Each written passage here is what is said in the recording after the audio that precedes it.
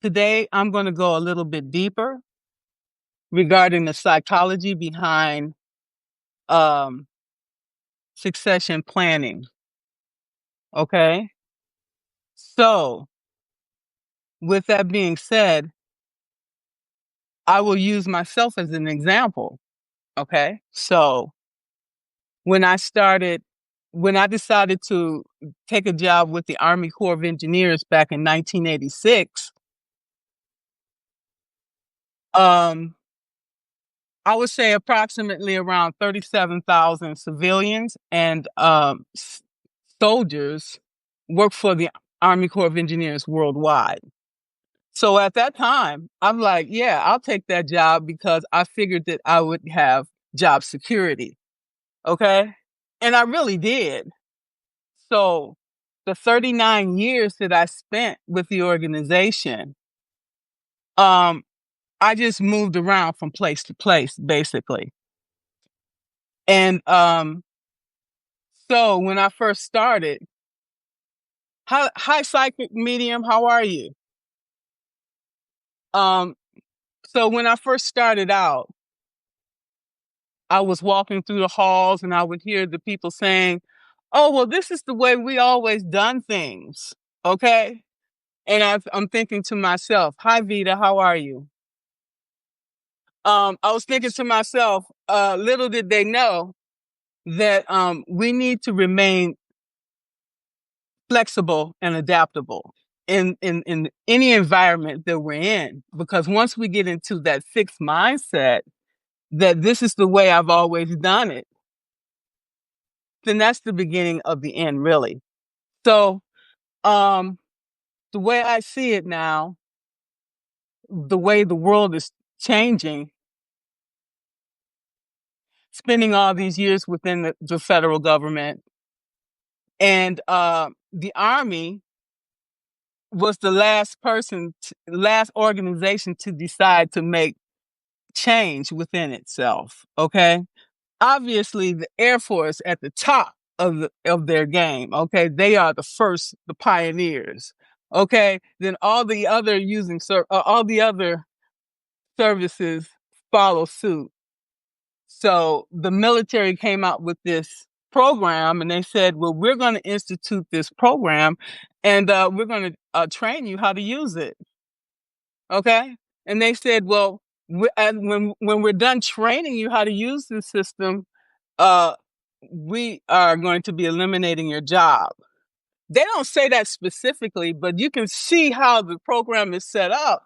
That it's doing all of the job duties that you're doing. I'm like, oh, okay, that's really good because many years working for the government, I would say, I don't understand why we're doing it this way. It's stupid. Okay. There's got to be an easier way because when you go to the government, there's always bureaucracy and red tape. Okay. So it's like, I would say to myself, being in school, to get my degree, it's like when you look at the way things is run, it's not run efficiently. Okay. Because I say to myself, I can do this much more efficiently if I do it this way because I'm a system thinker. Okay. I, I, I come up with shortcuts and figure out, okay, you say do it this way, but I figure out there's a shortcut and I can do it this way. So why not work smarter rather than harder?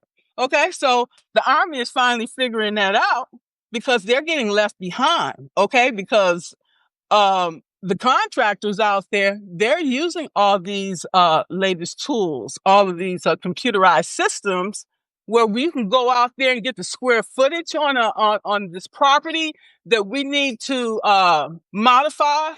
Okay, you can have the drawings, everything laid out, showing you where all the pipe penetrations and where all the, the exhaust system's gonna go and all of this stuff. I love it. Anyways, yeah, so it's better when you have an engineer, they can go out to the field, you take your iPad with you, you can do your inspection right on site. You can call the QA, the QC over here, come here, we have a problem here, we have a conflict. how can we resolve this problem in the field where we can save money rather than go back, talk to and pull everybody in, and then we're increasing the cost and the time of this change when we can mitigate that problem in the field and say, hey, this is the way we're going to do it. We're going to follow up with the paperwork when we get back to the office. Boom. And you'll have the change order and the money will be right in your bank account in a few days. That's how we need to work. So the government is finally figuring all that out. So for people like me, when we first start out, okay, we the best thing since sliced bread. Everybody wants you and everything like that. Okay. But when you get old, like me, I'm 63. I don't consider that old. I still have a lot of gas in the tank. Okay. Trust and believe. So they say, well, Margaret, you're really too expensive. And I can get this job done cheaper. Really, I can hire 2 people for the price I'm paying you. Okay, think about it. And then these days, I don't feel like going to work. I'll call in sick. I don't feel good today. Okay? All right, let these young people go ahead. Y'all got way more energy than I do. Okay? I don't have that kind of energy. Mine is up here. Okay? I'm going to give you the knowledge and the skills so you can go out there. You can run the race. Okay? That's my role now. I'm sitting on the sidelines and giving you the information. Okay? So what we're talking about is the succession here. And so we have to see we have to look at the big picture and see how we fit in. Okay? Because with the situation with the Army, they have a mission. They're gonna get this mission accomplished with or without me. Okay? If they don't have the people, they're gonna call in a brigade. If they have to call in a brigade and have all the soldiers going out there inspecting, doing what they need to do to get this project completed, you got to do that. Okay? I was working on a $400 million runway project. Okay? They don't have no chance to, they can't miss me. They got to get that work done. Okay? And they can't hire nobody else after me right now, but that's their problem. But anyway, we need to look at this succession. So what happened was, like, right before I decided to retire, okay, the organization, they know this change is coming because they started asking questions. They want to know what your productivity rates is. They looking at the cost of having you sitting there, and seeing, okay, well, how can we get this done quicker, much more efficient? Okay. You can get all these young engineers, get them busy doing this work. They don't know what they're doing, but that's how you learn. That's how we all learn. Okay.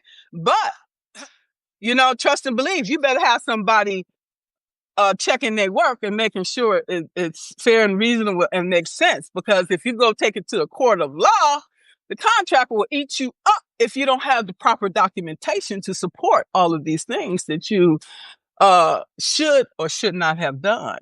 Okay? So with all of these things being said, we have to chart our own career. Nobody does that for you. Okay? I charted my own career. Okay? I said, I went to school for electronic technology. Okay? It's a degree. What do I care? Okay? It could be popcorn making. It's still a degree. And that degree got me that federal job. Okay? And then from there, I never touched any electronics after that. I was doing surveying, okay? I was doing surveying until they came out with the GPS system and said, hey, we don't need you guys doing topographic surveying or hydrographic surveying anymore because we have the GPS system that can do it much quicker. And we get the coordinates, we get the information to the dredging team when they need it, and they can take all the strikes out. We can make sure we keep the navigation channels clear. Okay, so those ships can come through. Okay, they're coming through with produce and everything that you can think of, bringing it through so we can survive. Okay, so that's what I loved about the Corps of Engineers. That's why I like yes. So So what happened was when they came out with that GPS system, I like, oh, I am screwed, okay? Because they eliminated like 30 jobs, okay? They was eliminated, period. It made sense, perfect sense. If I'm a CEO of a company and I got this GPS system and I can get my information in seconds, baby, you got to go, okay? You figure it out. So with that being said, first thing I'm gonna do, if I'm a supervisor, I'm gonna get rid of the dead wood, okay? The people that cause me problems. Oh, you always got something to say. When I ask you to do something, you just can't do it? Oh, baby, you're the first one on my list got to go. Those are the first people that's going to go off my list, okay? Because I'm not going to tell you 2 and 3 times, okay? If you look like you got a problem, then baby, it's time for you to find another job, period, okay? And so what I did, they was looking for volunteers to go to Iraq. I'm like, I don't care. I'm going because I didn't have much time in at that time. And I'm like, if I don't go now, then I probably will be one of those people unemployed. Possibly. I wasn't going to take that chance. I said, I'll fight another war. I went to Iraq instead. Okay. I said, what? I ain't have nothing to lose. I grew up in Detroit. If I can survive Detroit, I can survive anything. Okay. And apparently I survived Iraq too, since here I am today. So yeah, when I went to Iraq, I was in the southern part, Tikar province. Okay, then I went to Mosul, which is supposed to be really dangerous. Okay, and then in Anaconda in the north, where they found Saddam Hussein in a hole, not far. Okay, so anyway, every time I move, you have to figure out where your place is. Okay, and you make it. Okay. And if you don't know, you volunteer. That's what I know. Volunteer, people are more likely to help you out and help and do things for you. I enjoyed my time overseas more than I did when I came back to the States. I'll tell you why. Because people that are from the state districts, what they do is they take these jobs just like me, and they sit in those jobs and they retire in those jobs. And then they get their kids, their grandkids, they get them jobs through the summer, and then they all come in there together. And it's so like when you go in there, it's like it's a clan album in there. And it's like, damn. It's like, oh shit. So I did everything I can. It's like you go to college, you have to do the initiation, okay, I do the initiation phase. How long that's supposed to last? About a month or so, or 60 days. You have to show these people who you are and what you can do and so on and so forth. Okay. After that, okay, am I a member now?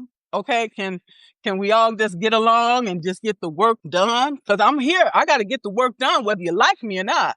It's just better if you're working with people that you're amenable with, that you can groove with, because that way it just makes the work better. It just makes everything better. Morale, the productivity, when you get along with people that you work with, because I've worked in situations where that it was so contentious. When you come in there, you can cut it with a knife. You can feel it.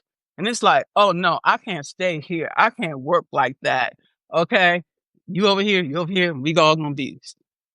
No, I can't work like that. So that's why I moved 8 times.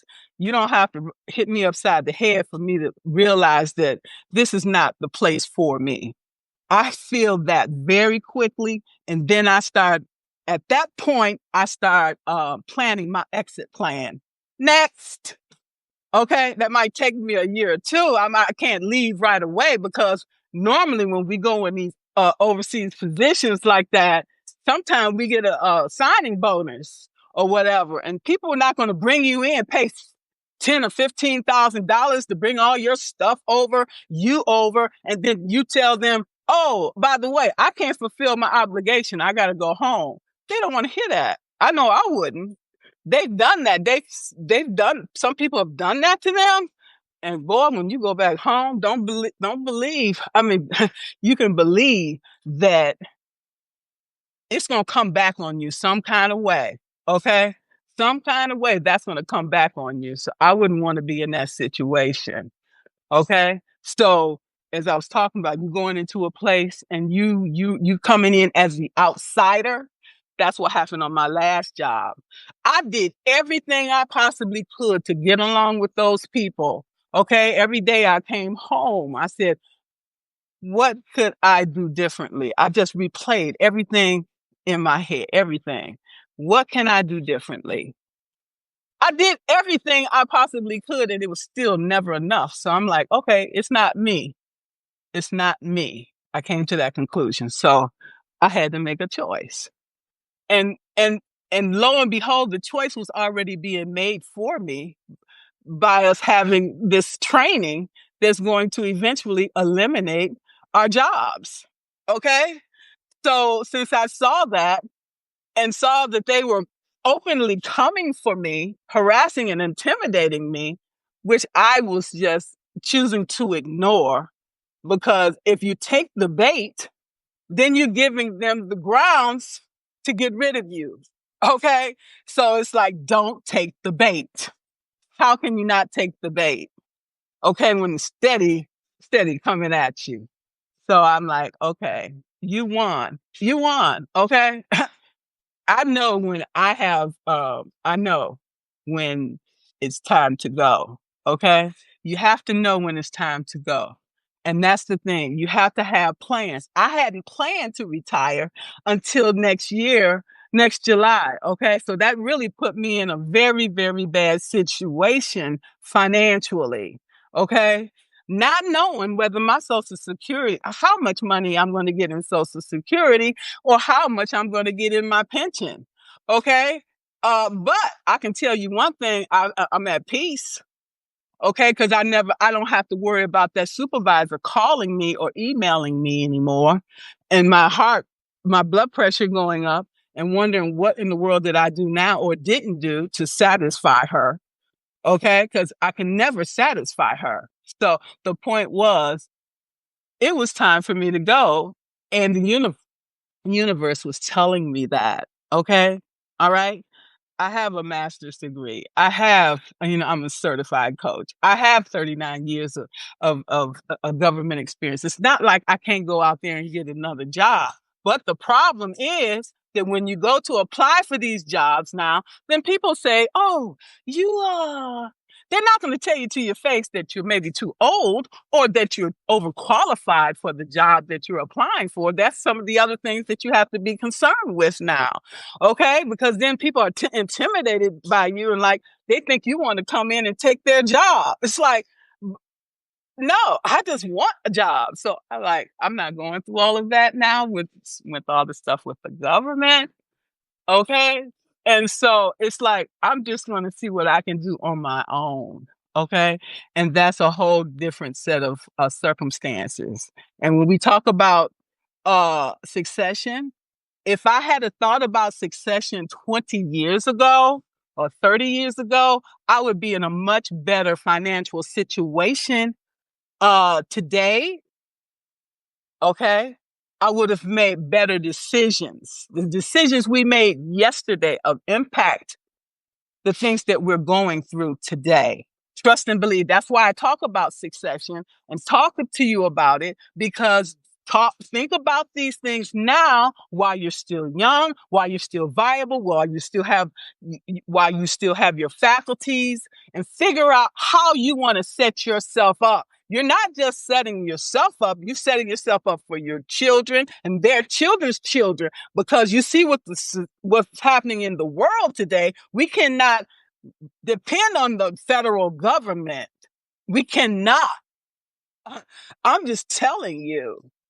Okay? Because when I got ready to retire, because I was fed up, the government, the people in Congress is trying to figure out how they can make the remaining government employees pay more in health care. Okay? They're trying to figure out how they can make them pay more for this retirement. They want to increase the retirement age probably to 80. Okay? I don't even know if I'm going to live to be 80. Okay?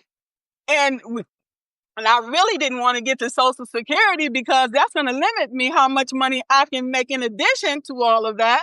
Okay, because if you go over the amount of Social Security that they tell you can go over, you get penalized. Okay, and the student loan people don't give a damn because they still want their money. And by the way, they will garnish your pension and they will take your house. Okay. And I told somebody yesterday, and I was not kidding about this, because when my father shot at me and I left his house, I was homeless. Okay. And I became real humble and real modest. Okay. And real grateful for being taken in after that.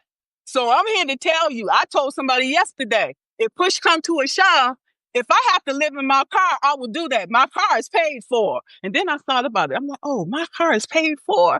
I could take my car and sell it if I necessarily have to, take that money and put it on my mortgage. I'm going to do what I have to do. If I end up homeless, oh well, because circumstances, it takes one thing can happen to us and make us fall. Okay? I've been homeless and I know I've been there. And if I have to be again, I will be, but I'm gonna die trying, okay? I'm gonna think of everything I possibly can do.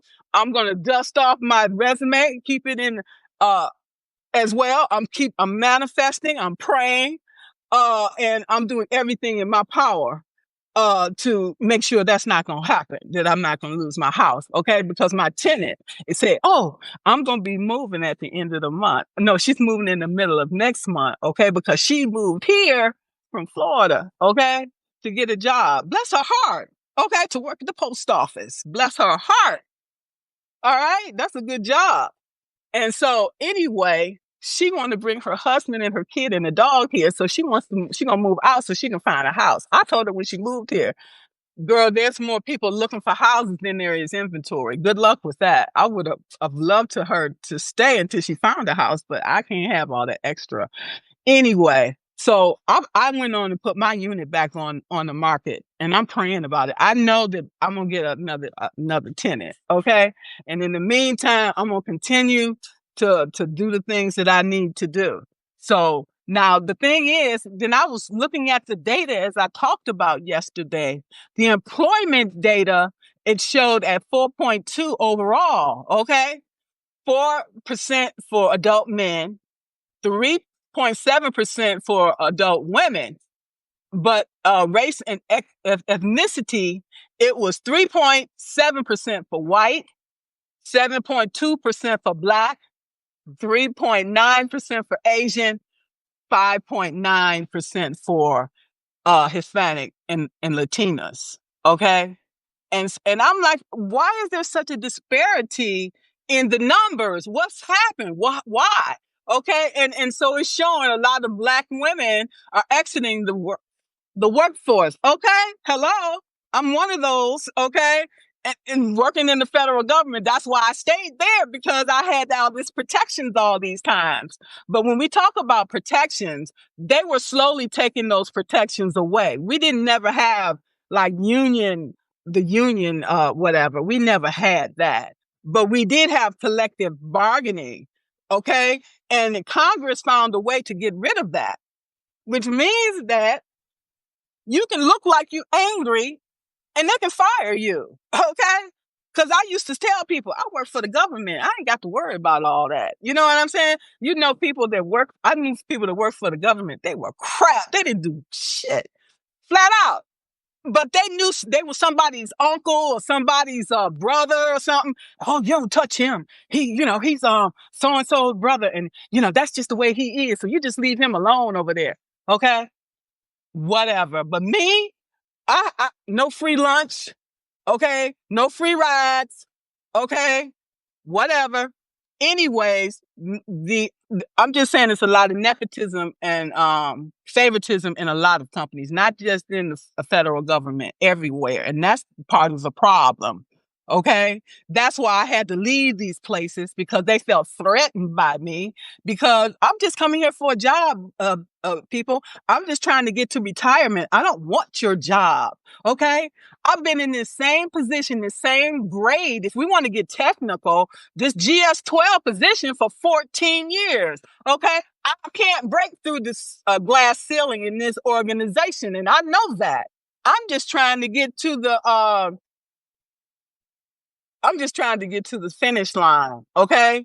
I didn't want to change organizations and have to start all over and learn all these new things. I didn't want to go through that. I tell any young person, if you're not seeing any potential, if they're not trying to do anything for you, get the hell out of there because it ain't gonna get no better. I can tell you that right now.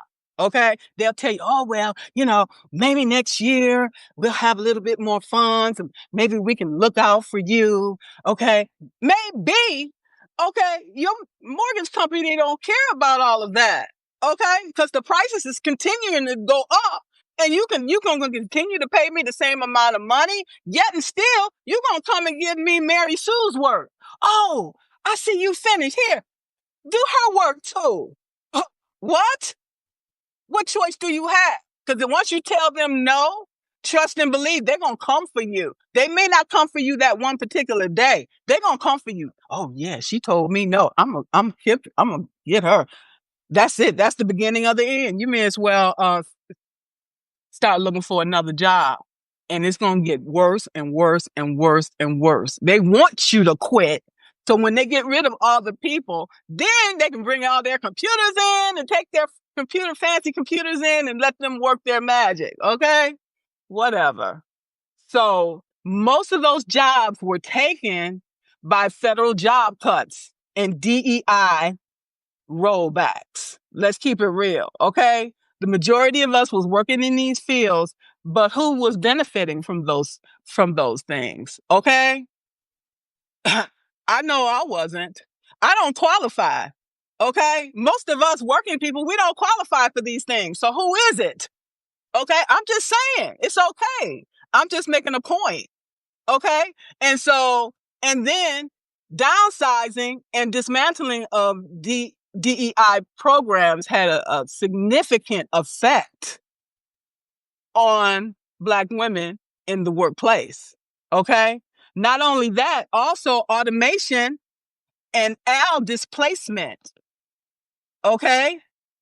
Also, when they decided, return to work policies, okay, that also impacted the community as well. Because who's going to take care of the kids if I can no longer work from home? And as far as the government concerned, that's your problem because you're not supposed to be taking care of your kids when you're supposed to be working anyway. Oh, okay. That's what they tell you. Okay. Damned if you do, damned if you don't. Okay. So then you have the additional cost associated with, okay, I got to figure out how I'm going to pay for my kids to be in care while I go to work. And I really can't afford that cost either. This additional cost.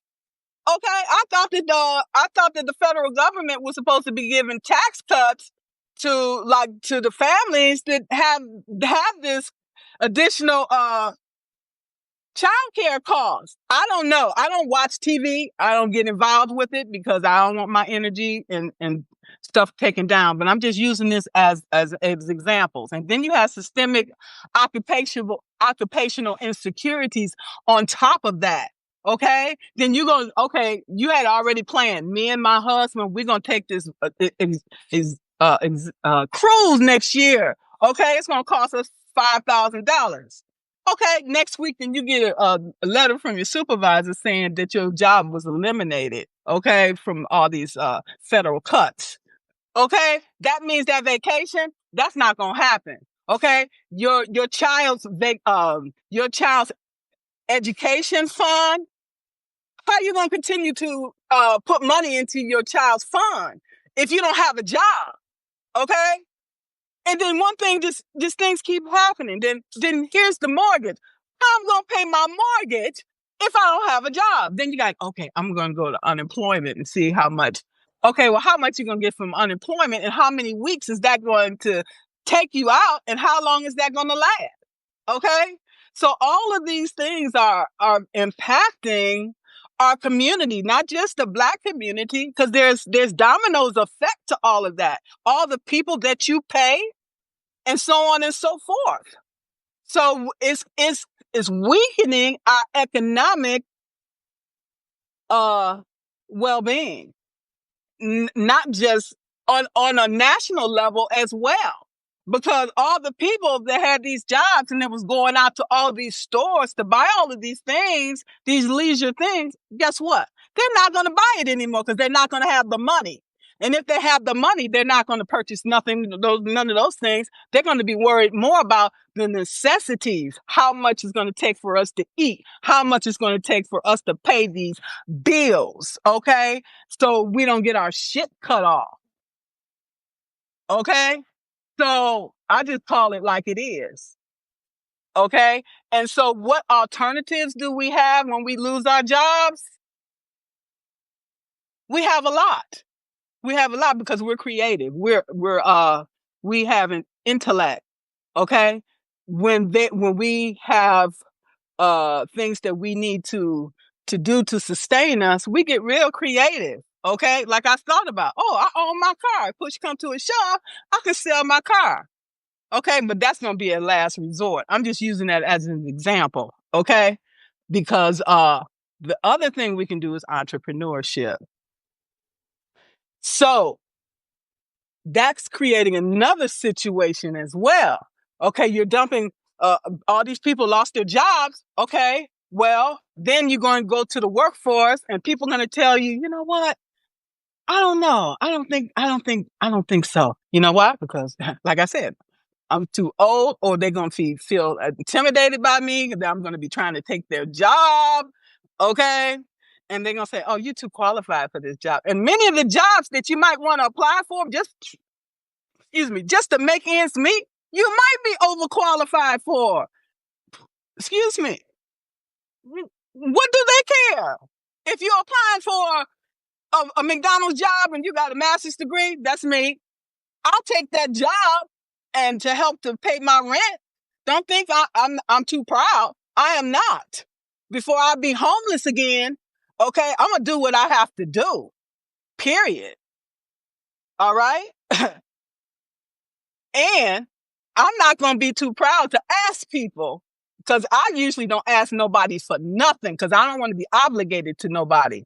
Okay, first off. So if I come to you, they're gonna like, damn, she come to me, she must really need it because she don't come to ask nobody for nothing. That's right, I don't, because I'm too proud to beg. That was the Temptations.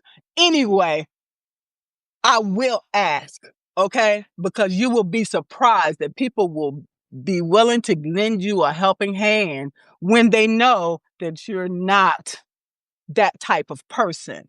So like I was talking about, more people are going into entrepreneurship now because they're losing their jobs like me. And I just really don't want to take a chance on no other company right now. Okay. Because if you screw me over, I don't know what I might say. Okay. So it's just best for me to work for myself because I feel good in the morning. I don't have a clock that I have to worry about. Oh, I got to get up. Oh, I'm going to be late. She going to have something to say. I don't have to worry about that. Okay. I start my day. I take my time and I can work the day however I want to. If I feel like going out, I will. If I don't, I won't. Okay. And it's good to have that flexibility when eventually I'll get my pension and Social Security because it's all good. Okay. And we're going to make ends meet. So when you're talking about putting more people in entrepreneurship, we have more coaches out there, much more healers, and this is wonderful because we need everybody because the world is in need of our services. Okay, the world is in need of our services, and I was terrified as all get out today. I'm like, I don't really want to do this live, okay, because I'm an introvert and I don't want to be in front of people. But every time I get in front of people, it gives me an opportunity to show people who I am and what I have to offer. And as a result, I get new subscribers. Okay. I'm not gonna get new subscribers like that behind the computer because you know how many articles that are published on Substack a day? Give me a number. Give me a number. I know how many I get in my inbox. I don't know overall. Okay. How many people do you think actually have time to read our articles? And we put so much love, so much attentiveness in it. And that's why I'm on notes, and then I see something, and then I will definitely uh you know, I will restack it because I was new once and I felt like nobody was hearing me. And I was writing my heart out. And it was like it was going to a deep dark hole. So that's why when I go to notes, I'm like, yeah, if I see something that's good, I'm gonna share it. Okay, I'm gonna add some flames too. Okay, whatever. And because we all should be celebrated for our gifts. And so I tell anybody, okay, I was terrified. I was like, I'm gonna go on this live today because when I'm done, I'm gonna feel good about it. And so every time I do one, it's just gonna give me just that much more confidence and courage because you never know how your message is resonating with people and how it touches people and changes people. And that's the whole point of doing the lives, honestly. Okay, it's like I'm having a conversation with my family today. Okay, and how can I help you? Eugene, Patricia, Nomi, Miss Solvent, out of my mind. Anybody have any questions that you would like to ask? Please feel free. So I wanted to share all of this information with you guys and say that we have choices today. We don't have to accept just anything that people bring to the table. Okay, we don't have to do that, and I'm not going to. Okay, period. Okay, yeah, I made some mistakes yesterday. All right, fine. What lessons did I learn from those mistakes? And how are those lessons going to help me to grow to become the person that I know I can be and I'm going to be? Okay. And I encourage each and every one of you to do a collaboration, whether it's a live, whether it's writing, whether it's audio. It gives you an opportunity to get in front of different groups of people to expose you to for new followers and new subscribers. For example, I was at Nomi's live earlier and she was talking about how they were using Reddit, okay, to get subscribers in Substack. That's why I love to go into other people's lives. It gives you an opportunity to learn new things and meet new friends. Okay. And that's what we're about here. We're about helping each other to rise. Okay. I cannot rise without you rising with me. We rise together. How can I help you rise? Okay. With the skills and the knowledge that I have available. Okay. How can I help you to also rise? Because we rise together. Okay. Collectively. And that's what I'm here today. And that's why I'm going to continue to do these lives uh, every Tuesday. I'm going to continue to show up and be here for you. I'm here for you. Okay. Um, so do you all have any questions? I thank each and every one of you for attending today and being here, holding space for me. And please feel free to reach out if you're interested in doing a collaboration. I love lives. Okay. And now, doing these lives on a regular basis is going to just help to elevate me and get my message out to the world so I can help more people. And that's why we all are here. Okay. In this earth, on this earth, is to do that. However you feel comfortable. Okay. If it's not alive, then do it another way. Okay. But as we know, we cannot put all of our eggs in one basket, okay? Because all of us are content creators here, okay? Maybe your audience is not necessarily here. It could be on Reddit. It could be on Pinterest. It could be on Facebook. It could be on LinkedIn. It could be on TikTok, in addition to Substack.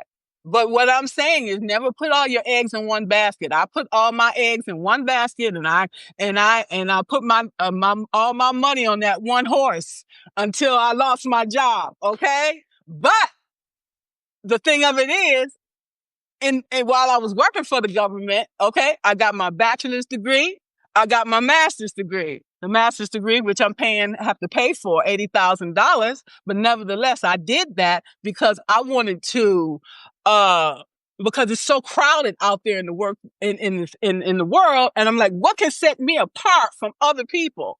Okay, yeah, I got this 40 years of experience with the Army. That's one. Okay, I'm a certified coach. Okay, boom, that's two. Then, okay, three, I got the master's degree. Now I have to show up and I have to do the work. Period. Regardless, if you can have a PhD. If you don't do the work, then you don't deserve it. Period. So that's why I'm doing the work now.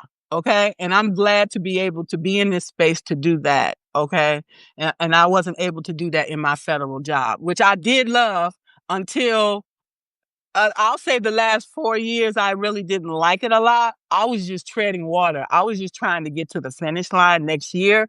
Next July would have gave me 40 years of service. And that's what I was trying to get to.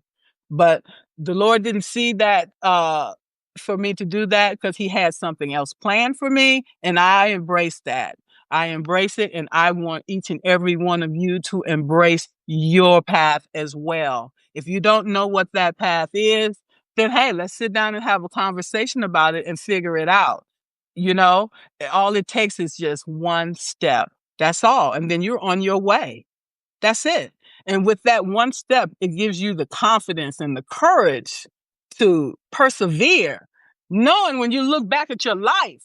When I look back at my life and I'm like, oh no, I can't go back to that life. That was a life of abuse, of turmoil, of hurt and pain. I'm not going back to that life. Okay. So what's in front of me has to be better.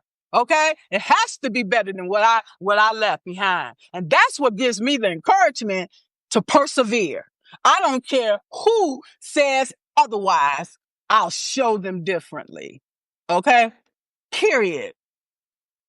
Failure is not an option. I didn't get this far to fail. Okay. And I'm not going to, and you're not either. That's why you're here. Cause you're not going to fail. Oh, okay. Cause you're going to keep trying. You're going to keep trying and you're going to figure out what works. That's what we have to figure out. I never did this stuff before. Okay. I'm like, oh, I did this. Oh, I won't do that again. Okay. That was messed up. Okay. All right. What lesson did I learn from it? Don't beat yourself up about it. Okay. Move on. Okay. This is what I learned from that experience. I won't do that again. This is what I'll do instead. That's what I do every day. Every day I'll sit down and do my personal inventory. Okay. As an AAR. Okay. After action review every day at the end of the day. What did I do that I could have done better? Period. I'm not going to beat myself up about it. My mother is over here doing that, and my father was over here doing that, and I'm like, okay, period. This is what I'm going to do tomorrow. Okay? And that's what we have to do. That's what I did my whole career. And that's what we have to do as entrepreneurs too. Okay? Same thing. Nobody had this shit figured out from the beginning.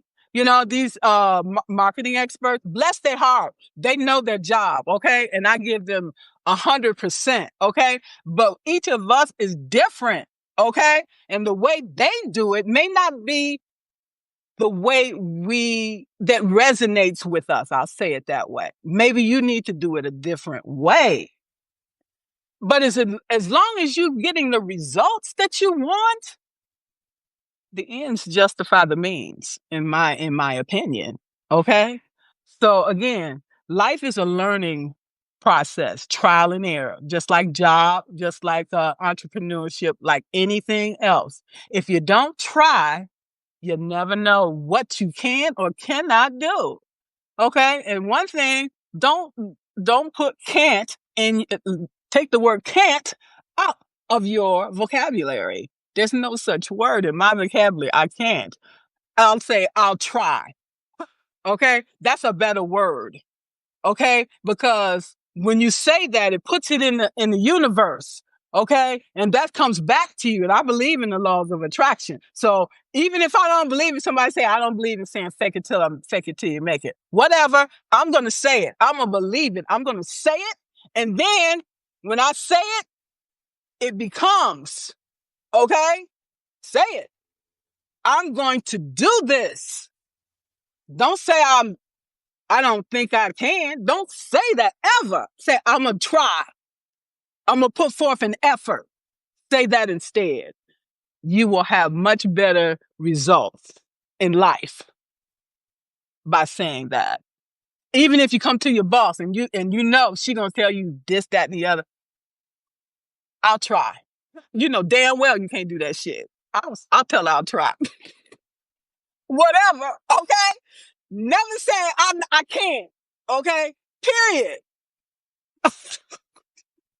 For real. That has gotten me out. They're like, she'll come back. You can't do that. I'm like, okay, well, what can I do then? I'll put it back on her. Okay, well, what can I do then? There you go. Always leave yourself an out. Okay, don't leave yourself backed in without a way out. Okay, that's what I'm saying. Working for the military, when I go into a building, I want to know that there's two exits, not one. If there's only one exit, I'm not going in there. Okay, you get the capacity over the capacity, and people start, something happen, you get a stampede, and people start. No, I want to know where the exits are at, and I'm never going to have my back to the door. Period. Growing up in Detroit, you never know how your back to the door and where are the exits. Okay. So if you guys don't have any questions at all, I'm gonna let you guys go. Thank you so much for being here today. I'm gonna do these lives every week. I hope I didn't wasn't off point too much. Thank you so much. I appreciate you. And I'll see you guys at the next one.